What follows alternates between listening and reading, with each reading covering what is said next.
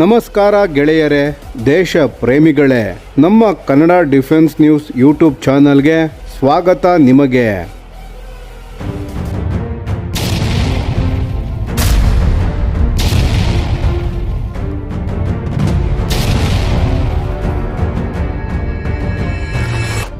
ಭಾರತೀಯ ಸೇನೆ ಈಗ ಯುದ್ಧ ಭೂಮಿಯ ಹೊಸ ದೊಡ್ಡ ಅಪಾಯವಾದ ಡ್ರೋನ್ ದಾಳಿಗಳನ್ನು ಎದುರಿಸಲು ಒಂದು ಕ್ರಾಂತಿಕಾರಿ ತಂತ್ರಜ್ಞಾನವನ್ನು ಪರೀಕ್ಷಿಸುತ್ತಿದೆ.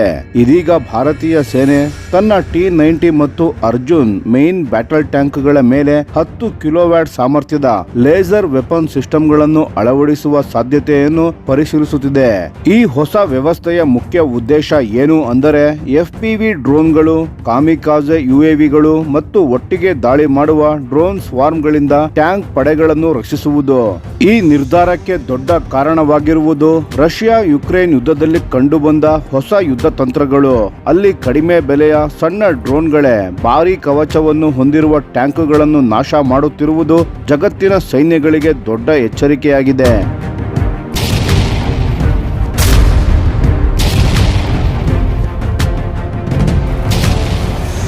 ವಿಶೇಷವಾಗಿ ಟ್ಯಾಂಕ್ನ ಟರ್ರೆಟ್ ಭಾಗ, ಇಂಜಿನ್ ಬ್ಲಾಕ್ ಮತ್ತು ಗುಂಡು ಸಂಗ್ರಹ ಭಾಗಗಳನ್ನು ಗುರಿಯಾಗಿಸಿಕೊಂಡು ಸಣ್ಣ ಡ್ರೋನ್ಗಳೇ ಟ್ಯಾಂಕ್ಗಳನ್ನು ಸಂಪೂರ್ಣವಾಗಿ ಅಚೇತನಗೊಳಿಸುತ್ತಿವೆ.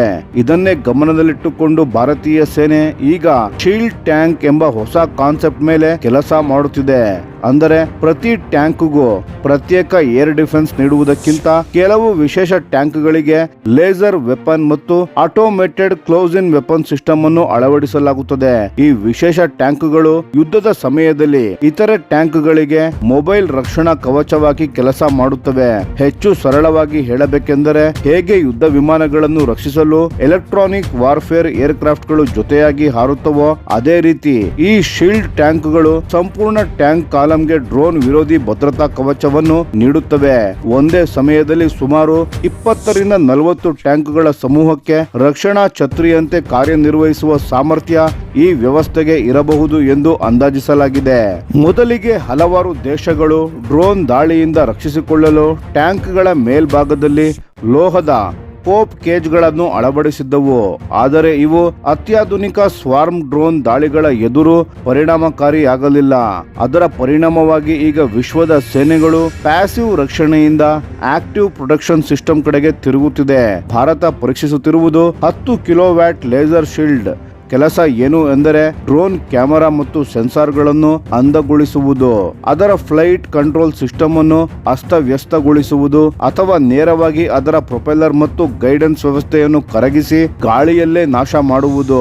ಈ ತಂತ್ರಜ್ಞಾನ ಭಾರತ ಈಗಾಗಲೇ ಅಭಿವೃದ್ಧಿಪಡಿಸುತ್ತಿರುವ ಡೈರೆಕ್ಟೆಡ್ ಎನರ್ಜಿ ವೆಪನ್ ಪ್ರೋಗ್ರಾಂ ಮೇಲೆಯೇ ಆಧಾರಿತವಾಗಿದೆ. ಕಳೆದ ವರ್ಷ DRDO ಯಶಸ್ವಿಯಾಗಿ 30 ಕಿಲೋವ್ಯಾಟ್ ಸಾಮರ್ಥ್ಯದ MK2A ಡೈರೆಕ್ಟೆಡ್ ಎನರ್ಜಿ ವೆಪನ್ ಅನ್ನು ಪ್ರದರ್ಶಿಸಿತು. ಈ ಸಾಧನೆಯ ಮೂಲಕ ಭಾರತ ಈಗ ಕ್ಷಣಾರ್ಧದಲ್ಲಿ ಡ್ರೋನ್ಗಳನ್ನು ಹೊಡೆದುರುಳಿಸುವ ಲೇಸರ್ ತಂತ್ರಜ್ಞಾನವನ್ನು ಹೊಂದಿರುವ ಕೆಲವೇ ಪ್ರಮುಖ ರಾಷ್ಟ್ರಗಳ ಸಾಲಿಗೆ ಸೇರಿದೆ.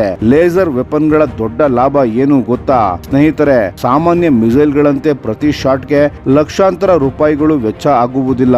ವಿದ್ಯುತ್ ಇದ್ದರೆ ಸಾಕು, ಲೇಸರ್ ನಿರಂತರವಾಗಿ ಗುಂಡು ಹಾರಿಸುವಂತೆ ಕಾರ್ಯನಿರ್ವಹಿಸಬಹುದು.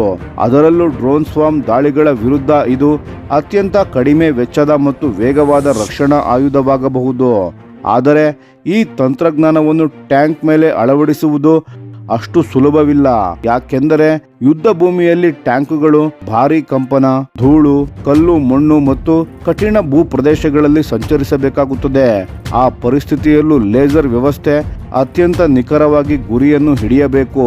ಇದರ ಜೊತೆಗೆ ಮುಖ್ಯ ಸಮಸ್ಯೆ ವಿದ್ಯುತ್ ಪೂರೈಕೆ.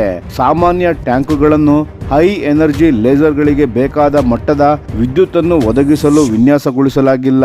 ಹೀಗಾಗಿ ಹೆಚ್ಚುವರಿ ಪವರ್ ಯೂನಿಟ್ಗಳು ಮತ್ತು ಅತ್ಯಾಧುನಿಕ ಕೂಲಿಂಗ್ ಸಿಸ್ಟಮ್ಗಳನ್ನು ಅಭಿವೃದ್ಧಿಪಡಿಸಬೇಕಾಗಬಹುದು. ಆದರೂ ಭಾರತೀಯ ಸೇನೆಯ ಈ ಯೋಜನೆ ಜಾಗತಿಕ ಮಟ್ಟದಲ್ಲಿ ನಡೆಯುತ್ತಿರುವ ಹೊಸ ಯುದ್ಧ ತಂತ್ರದ ಭಾಗವಾಗಿದೆ.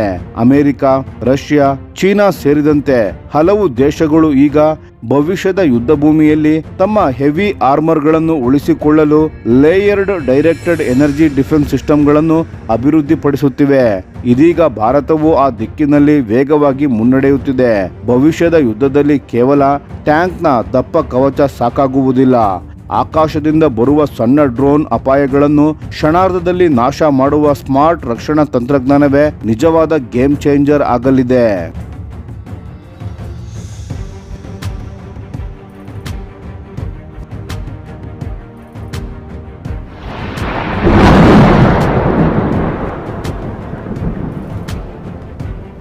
ಈ ವಿಡಿಯೋ ನಿಮಗೆ ಇಷ್ಟವಾಗಿದ್ದರೆ ಲೈಕ್ ಮಾಡಿ ಮತ್ತು ನಮ್ಮ ಚಾನೆಲ್ ಅನ್ನು ಸಬ್ಸ್ಕ್ರೈಬ್ ಮಾಡಿ ಹಾಗೂ ಬೆಲ್ ಐಕಾನ್ ಒತ್ತಿ. ಯಾವ ಅಪ್ಡೇಟ್ಗೂ ಮಿಸ್ ಆಗಬೇಡಿ. ಡಿಫೆನ್ಸ್ ಸುದ್ದಿಗಳನ್ನು ತ್ವರಿತವಾಗಿ ಪಡೆಯಿರಿ. ನಿಮ್ಮ ಬೆಂಬಲವೇ ನಮ್ಮ ಶಕ್ತಿ. ಭಾರತ ಬಲಿಷ್ಠವಾಗಲಿ ಎಂದು ಆಶಿಸುತ್ತಾ ಭಾರತ ಮಾತೆಗೆ ಜೈ. ಧನ್ಯವಾದಗಳು.